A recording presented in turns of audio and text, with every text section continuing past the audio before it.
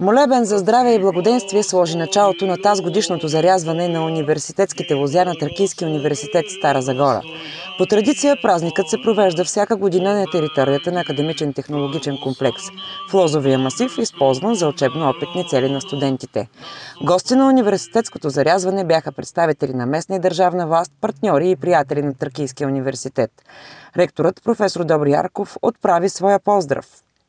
За мен е днес един голям празник и е привилегия, че мога да ви поздравя за днешния празник.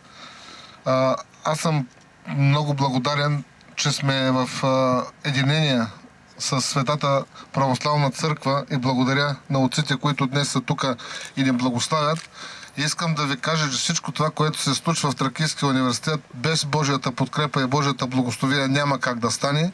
Така че аз благодаря и казвам, ако е рекал Господ, нещата ще станат. По отношение на празника, искам да ви кажа първо, че Тракийския университет е университет на традициите.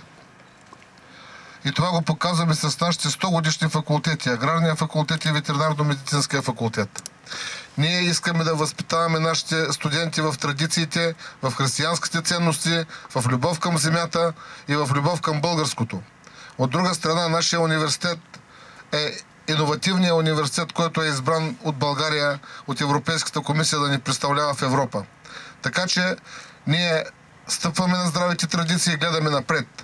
Това лози, тия градини, които виждате, ние ги правим, колеги, с една цел – да повишим практическата подготовка на нашите студенти, така че те, когато завършат, да са готови да започнат работа още следващия ден.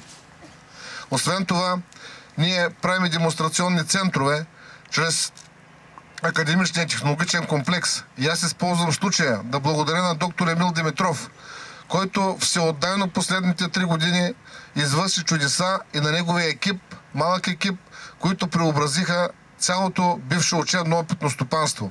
И то върви в една посока, където ще бъде модел, където ще бъде демонстрация на всичко това, което правим ние в нашите лаборатории и в университета. Звуците на гайда и меден загорски глас огласиха лозята, за да посрещнат зарязването.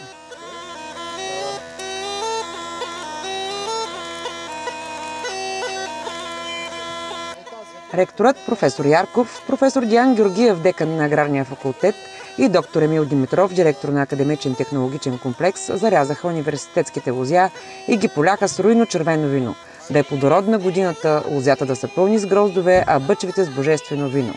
И тъй като български традиции без кръстно хорон не се знаят, сред народа домакини и гости се извиха край лозята. За доброто настроение на празника се погрижиха фолклорен ансамбъл настроение, гайдарец Слави Савов и певицата Гергана Господинова. Дали да ги дам, че как да ги дам.